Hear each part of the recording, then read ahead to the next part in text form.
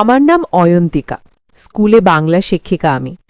বয়স এখন প্রায় ৩৭ ছুঁই ছুঁই, কিন্তু চেহারার গড়ন আর সাজগোজের অভ্যেস হয়তো এখনও আমাকে ৩০-এর কোঠায় ধরে রাখে, যদিও সেটা আমার কাছে খুব একটা গুরুত্বপূর্ণ নয়।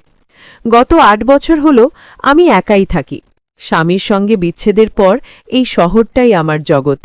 এই বিশাল ৩ তলার বাড়ির দোতলার পুরোটা আমার দখলে, বাকিটা ভাড়া দেওয়া। গত বছর আমার এক ছাত্রী মলিয়ম তার ভাই সুজনকে নিয়ে এলো। সুজন তার শিক্ষার জন্য শহরতলির স্কুল থেকে এই শহরে এসেছে। মরিয়ম আমার খুব প্রিয় ছাত্রী ছিল, তার অনুরোধ আমি ফেলতে পারিনি। তাই সুজন এখন আমার ৩ তলার ঘরগুলোতেই ভাড়া থাকে।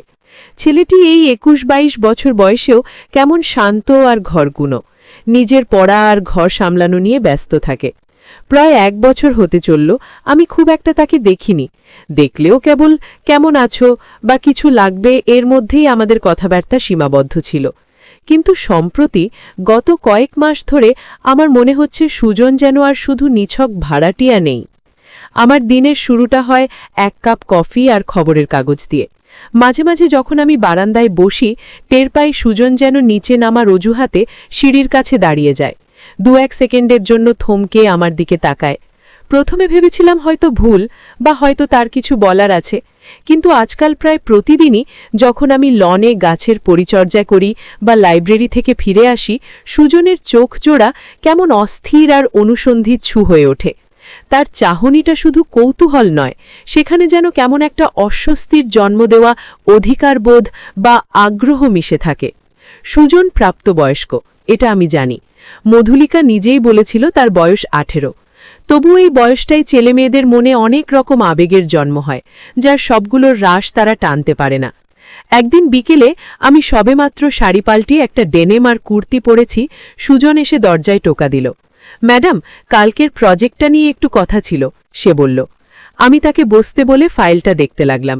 সে দাঁড়িয়েই রইল, আর আমি লক্ষ্য করলাম তার চোখ আমার দিকে নয়, আমার বাঁ হাতের আঙুলগুলো দেখছে, যেখানে একসময় আমার বিয়ের আংটিটা থাকত। আমি অস্বস্তি কাটাতে বললাম, তুমি বসো সুজন। সে বসল ঠিকই, কিন্তু তার মনোযোগ ফাইলে ছিল না। আমি যখন তাকে বোঝাতে গেলাম, সে হঠাৎ বলল, ম্যাডাম, আপনার হাতে ওই নীল চুড়িগুলো খুব সুন্দর মানিয়েছে। আমি চমকে উঠলাম, কারণ সাধারণত তার সাথে আমার এমন ব্যক্তিগত কথা হয় না। তার এই সরাসরি প্রশংসাটা আমার ভালো লাগা বা মন্দ লাগা কোনো অনুভূতি দিল না, বরং একটি চাপা ভয় বা সাবধানতার অনুভূতি দিল। আমি শুধু হেসে বললাম, ধন্যবাদ। এরপর যখন আমি আবার ফাইলে চোখ রাখলাম, তখন টের পেলাম সুজনের দৃষ্টি আমার কাঁধের ওপর দিয়ে আলতো করে পিঠের দিকে চলে যাচ্ছে। সেই মুহূর্তে আমার মনে হলো সুজন শুধু একজন ছাত্র বা একজন ভাড়াটিয়া নয়, তার মনের কোনো এক কোণে হয়তো আমার প্রতি এক ধরনের তীব্র ভালো লাগা বা আকর্ষণ জন্মে নিয়েছে, যেটা হয়তো আমার একাকিত্ব আর তারুণ্যের সহজ সরল আবেগের ফল। সেই সন্ধ্যাটা আমার জন্য এক নতুন উপলব্ধির শুরু ছিল। সুজনের সেই দৃষ্টি আমাকে পরের কয়েকটা দিন অস্থির করে রাখল। আমার শিক্ষিকা জীবনের দীর্ঘ অভিজ্ঞতা আমাকে শেখায় যে ছাত্র শিক্ষকের সম্পর্ক একটি পবিত্র গণ্ডি মেনে চলে, কিন্তু এই গণ্ডি অতিক্রমের প্রাথমিক লক্ষণগুলো খুব সূক্ষ্ম হয়। সুজনের ক্ষেত্রে এই সূক্ষ্মতা ক্রমশ স্পষ্ট হচ্ছে। আমি ইচ্ছাকৃতভাবে এখন সিঁড়ি দিয়ে ওঠার সময় বা লনে থাকার সময়টা বদলে দিলাম, কিন্তু অদ্ভুত ব্যাপার হলো যেন সুজন আমার নতুন রুটিনও জেনে গেছে। হয়তো তার তরুণ মন আমাকে অনুসরণ করার একটি বিশেষ উপায় বের করে নিয়েছে। গত শনিবার রাতে আমার ঘরে একটি বই খুঁজতে গিয়ে একটি পুরনো ডায়েরি হাতে এলো। তাতে নিজের অতীতের কিছু কথা লেখা ছিল, বিশেষ করে আমার বিচ্ছেদের সময়কার নিঃসঙ্গতা। অনেকক্ষণ ধরে সেগুলো পড়ছিলাম, মনটা ভীষণ ভারাক্রান্ত ছিল। হঠাৎ রাত তখন প্রায় ১১টা হবে, দরজায় মৃদু টোকা পড়ল। আমি ভাবলাম মধুলিকা হয়তো কিছু বলার জন্য এসেছে, কিন্তু দরজা খুলতেই দেখলাম সুজন দাঁড়িয়ে, হাতে ১ গ্লাস জল আর একটা ওষুধের পাতা। সে বলল, ম্যাডাম, শরীর খারাপ লাগছিল আপনার, ভাবলাম হয়তো আপনার মাইগ্রেনের ওষুধটা লাগবে। আমি বিস্ময় হতবাক হয়ে গেলাম। সে কি করে জানলো আমার মাইগ্রেন আছে, আর রাত ১১টায় সে নিচে নেমে এসে আমার ঘরের দরজায় দাঁড়িয়ে আছে? আমি জানতে চাইলাম, সুজন, তুমি এ সময় কেন, আর আমার মাইগ্রেনের কথা তুমি কি করে জানো? তার মুখটা একটু ফ্যাকাশে হলো। সে আমতামতা করে বলল, আসলে ম্যাডাম, আপনার ঘরের আলো অনেকক্ষণ ধরে জ্বলছিল, আর সিঁড়ি দিয়ে নামার সময় একবার আপনার শ্বাস ফেলার শব্দটা কেমন যেন ভারী লাগলো। মধুলিকা বলেছিল আপনি বেশি স্ট্রেস নিলে মাথা ধরে। আমি তার চোখে চোখ রাখলাম। আমি জানি মধুলিকা তার ভাইয়ের কাছে আমার ব্যক্তিগত রোগ যন্ত্রণা নিয়ে আলোচনা করার মতো মেয়ে নয়। এটা সম্পূর্ণ মিথ্যা। সে আমার উপর নজর রাখছে, সে আমার গতিবিধি লক্ষ্য করছে। এই ভাবনাটা আমার শরীরের মধ্যে কেমন একটা ঠান্ডা স্রোত বলিয়ে দিল। আমি কঠোর গলায় বললাম, ধন্যবাদ সুজন, কিন্তু আমার ওষুধের প্রয়োজন নেই, তুমি তোমার ঘরে যাও। সে চলে গেল, কিন্তু তার চোখে ছিল এক ধরনের হতাশা, যেন আমি তার গোপন যত্নশীলতা প্রত্যাখ্যান করেছি। সেই রাতের পর থেকে আমার নির্জনতা যেন আর নির্জন রইল না। আমার মনে হলো কেউ যেন সবসময় একটি অদৃশ্য জাল বিছিয়ে রেখেছে। আমার পোশাক, আমার হাঁটাচলা, আমার ঘরের জানালার পর্দা সরানোর সময় সব কিছুতেই যেন অন্য একটি মানুষের উপস্থিতি আমি অনুভব করতে লাগলাম। সেদিন রাতে আমি আমার বারান্দায় বসে কফি খাচ্ছিলাম। নিচে লনে চাঁদের আলো পড়ছিল। সুজন তার ঘরে ছিল, আলো নিভিয়ে দিয়েছিল, কিন্তু আমি স্পষ্ট দেখতে পেলাম তার ঘরের জানালার ধার ঘেঁষে তার আবছা সিলুয়েট দাঁড়িয়ে আছে, স্থিরভাবে তাকিয়ে আছে আমার বারান্দার দিকে। আমার নিঃশ্বাসের গতি বেড়ে গেল। আমি জানি সে কি দেখছে। সে দেখছে সেই নারীকে যে তার শিক্ষিকা, কিন্তু তার হৃদয়ের এক অপ্রাপ্তবয়স্ক আকাঙ্ক্ষার কেন্দ্রবিন্দুতে সেই নারী। আমি এখন প্রায়শই নিজের উপর অতিরিক্ত মনোযোগ দিই। শাড়ি পরার সময় বারবার দেখি ব্লাউজের ফিটিং ঠিক আছে কিনা, কথা বলার সময় স্বরটা যেন বড্ড বেশি নরম না হয়ে যায়।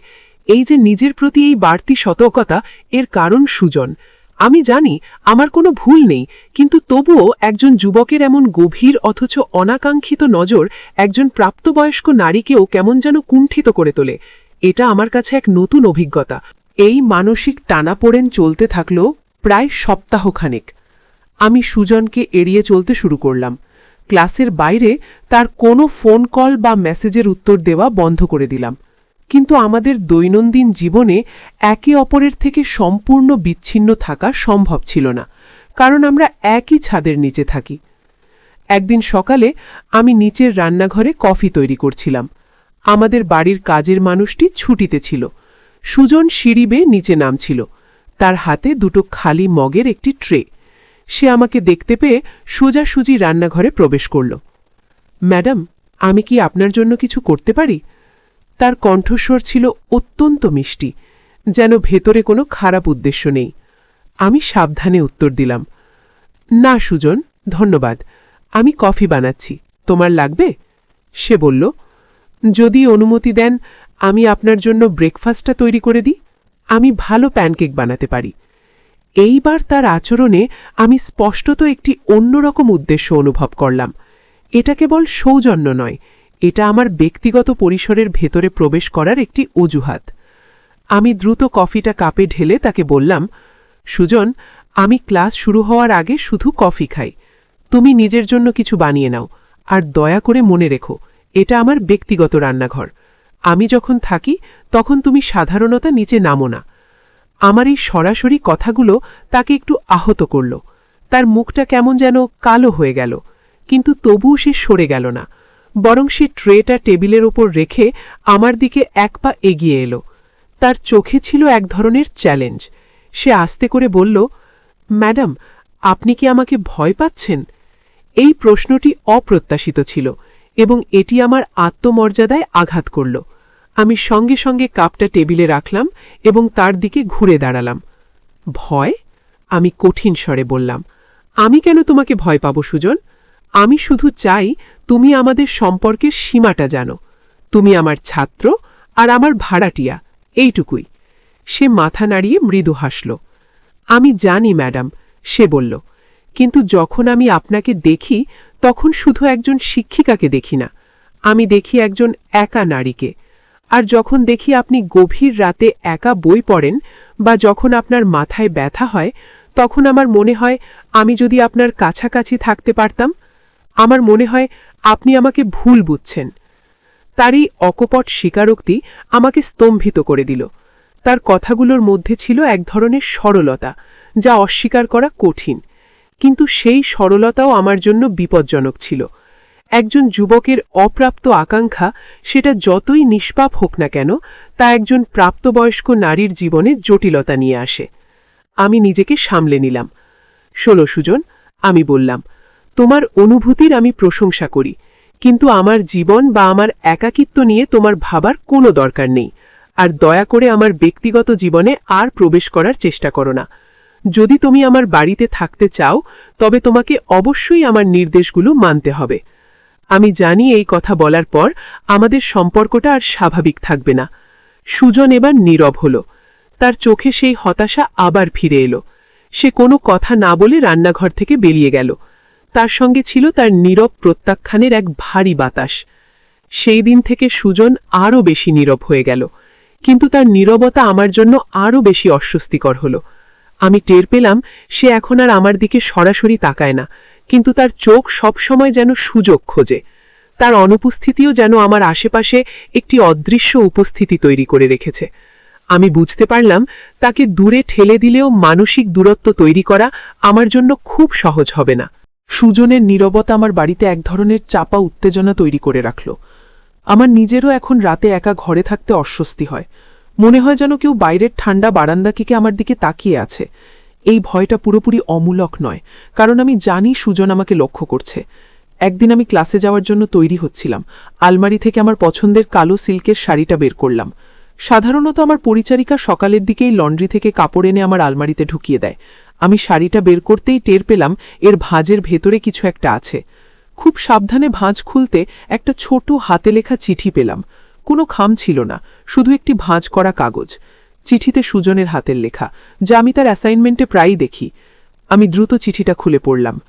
ম্যাডাম, আমি জানি আপনি আমাকে এড়িয়ে চলছেন, আর আমিও আপনার নির্দেশের বাইরে যাব না, কিন্তু আমি আপনাকে না দেখে থাকতে পারি না। আপনি যখন হাসেন তখন আমার মনে হয় যেন পৃথিবীতে আর কোনো দুঃখ নেই। আমি জানি এটা ভুল, কিন্তু আপনি যে একাকিত্বে ভোগেন তা আমাকে কষ্ট দেয়। আমি চাই আপনি আমাকে বিশ্বাস করুন।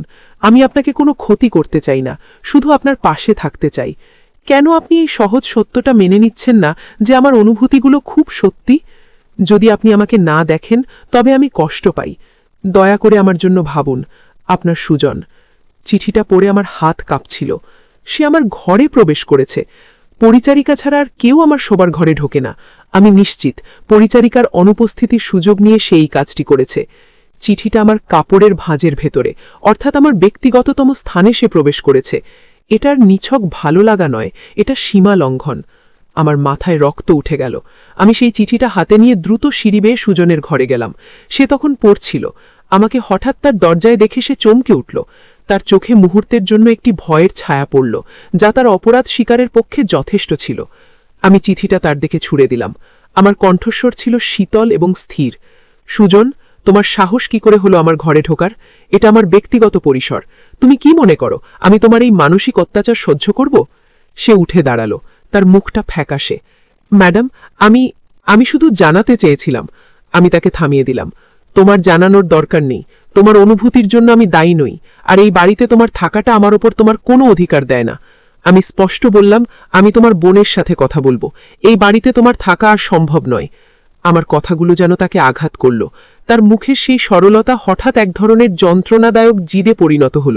সে বলল, আপনি আমাকে বিশ্বাস করছেন না ম্যাডাম? আমি তো শুধু আপনার ভালো চাই। আপনি বুঝতে পারছেন না যে আপনি কত একা? আপনার চারপাশে কেউ নেই। কেন আপনি এত কঠিন হচ্ছেন? তার এই কথাগুলো আমার একাকিত্বকে খোঁচা দিল, আর সেই মুহূর্তে আমার রাগ যেন দ্বিগুণ বেড়ে গেল। আমার একাকিত্ব আমার ব্যক্তিগত বিষয় সুজন, আমি বললাম, আর তোমার ভালো চাওয়াটা আমার জন্য অস্বস্তিকর। তোমার সময় শেষ। এই সপ্তাহ শেষ হওয়ার আগেই তুমি এই বাড়ি ছেড়ে দেবে। সে আর কোনো কথা বলল না, কিন্তু তার চোখে ছিল এক ধরনের গভীর শূন্যতা এবং নীরব ক্রোধ, যা আমাকে ভয় পাইয়ে দিল। আমি আমার ঘরের দিকে ফিরে আসতেই টের পেলাম আমি যা চেয়েছিলাম তার উল্টো হলো। আমি তাকে আরও বেশি দূরে ঠেলে দিলাম, কিন্তু সে হয়তো এখন আরও বেশি বেপরোয়া হয়ে উঠবে। সুজনকে বাড়ি ছেড়ে দিতে বলার পর থেকেই আমার ভেতরে এক ধরনের অস্থিরতা কাজ করছে। আমি জানি আমি সঠিক সিদ্ধান্ত নিয়েছি, কিন্তু তার নীরব ক্রোধ এবং সেই শূন্য দৃষ্টি আমাকে শান্তি দিচ্ছে না। পরের 2 দিন সুজন তার ঘর থেকে একবারও নিচে নামেনি। তার দরজায় তালা দেওয়া ছিল। হয়তো সে কলেজেও যায়নি। আমার পরিচারিকা ফিরে আসার পর আমি তাকে কঠোরভাবে নির্দেশ দিলাম যেন সুজনকে কোনোভাবেই আমার তলায় আসতে না দেওয়া হয়, এমনকি যদি সে কিছু চায়ও। আমি নিশ্চিত হতে চাইছিলাম যে আমার ব্যক্তিগত পরিসর যেন আর লঙ্ঘিত না হয়। আমি মধুলিকাকে ফোন করতে চেয়েও পারছিলাম না, কারণ আমি জানতাম এই কথা তার ভাইকে বিপদে ফেলবে, আর আমিও চাইছিলাম না ব্যাপারটা কোনো বড় পারিবারিক বিতর্কে গড়াক। কিন্তু অন্য কোনো উপায়ও আমার জানা ছিল না। 3য় দিন রাতে একটি মারাত্মক ঝড় শুরু হলো। বিদ্যুৎ চলে গিয়েছিল আর বাইরে বাতাসের শো শো শব্দে আমার ঘুম ভেঙে গেল। আমি মোমবাতি জ্বালিয়ে একা দোতলায় বসেছিলাম। হঠাৎ বাইরে দরজায় খুব জোরে টোকা পড়ল। আমি ভয়ে কাঠ হয়ে গেলাম। এত রাতে কে আসতে পারে? আমি জানি এ সুজন ছাড়া অন্য কেউ নয়। আমার বুক ভরভর করতে লাগল। আমি সাড়া না দিয়ে চুপ করে রইলাম। ভাবলাম হয়তো সে চলে যাবে, কিন্তু না, টোকাটা আরও জোরদার হল। এবার যেন দরজার হ্যান্ডেল ধরে কেউ খুব জোরে নাড়াচ্ছে। আমি উঠে গিয়ে দরজা না খুলেই গম্ভীর স্বরে জিজ্ঞেস করলাম, কে? বাইরে সুজনের গলা শোনা গেল, কিন্তু সেটা অস্বাভাবিক, যেন সে কাঁদছে বা খুব ভয় পেয়েছে।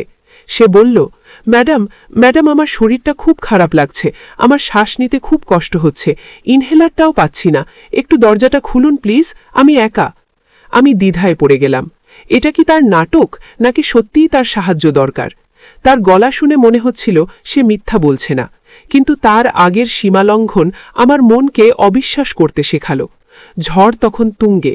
শেষমেশ মানবিকতা আর শিক্ষিকার কর্তব্যবোধের কাছে আমার ভয়ে হার মানল। আমি খুব সাবধানে দরজার লকগুলো খুললাম, শুধু একটাই চেইন লক রেখে দিলাম। দরজা সামান্য ভাগ করে বললাম, কি হয়েছে সুজন, তোমার কি সত্যি শরীর খারাপ? সেই সামান্য ফাঁক দিয়ে আমি দেখলাম সুজন দাঁড়িয়ে কাঁপছে। তার চোখ ফোলা, যেন সে অনেক কেঁদেছে। সে দ্রুত বলল, ম্যাডাম ইনহেলার আমি পাচ্ছি না, দয়া করে একটু খুঁজুন, আমার খুব কষ্ট হচ্ছে। তার কথা বলার ভঙ্গিটা এমন ছিল যে আমার মনে হলো সে সত্যিই শ্বাসকষ্টে ভুগছে। এই অবস্থায় তাকে ফিরিয়ে দেওয়া সম্ভব নয়। আমি চেইন লক খুলে দরজা পুরোপুরি খুলে দিলাম। সে ভেতরে ঢুকতেই ঝড়ের ঝাপটা আর ঠান্ডা বাতাস আমার ঘরে ঢুকে এলো। আমি দ্রুত দরজা বন্ধ করলাম। কোথায় তোমার ইনহেলার? আমি জিজ্ঞেস করলাম। সে আমার দিকে একবার তাকালো, তারপর হঠাৎ করে দরজা থেকে ঘুরে এলো আর তার মুখটা কেমন যেন পল্টে গেল। সেই ভয়ার্ত ছেলেটি মুহূর্তের মধ্যে বদলে গেল এক জিদি যুবকে। তার শ্বাসকষ্টের কোনো লক্ষণই ছিল না। সে দ্রুত আমার দিকে এগিয়ে এলো আর আমি পেছনে সরে গেলাম। ম্যাডাম আপনি কি ভাবেন আমি এত সহজে চলে যাব? সে বলল। তার চোখে তখন এক ধরনের উন্মত্ততা। আমি সব ছেড়ে আপনার কাছে এসেছি। আপনার ওই কঠিন মুখের আড়ালে আমি আপনার ভেতরের একাকিত্ব দেখতে পাই। আপনিও আমাকে চান, কিন্তু ভয় পাচ্ছেন। তার কণ্ঠস্বর নিচু, কিন্তু জিদে ভরা। আমার বুঝতে বাকি রইল না এটা ছিল তার আমার ঘরে প্রবেশ করার শেষ এবং সবচেয়ে ভয়ানক কৌশল। আমার হৃদয়ে তখন ভয় আর ক্রোধের এক মিশ্র অনুভূতি। আমি প্রস্তুত ছিলাম না।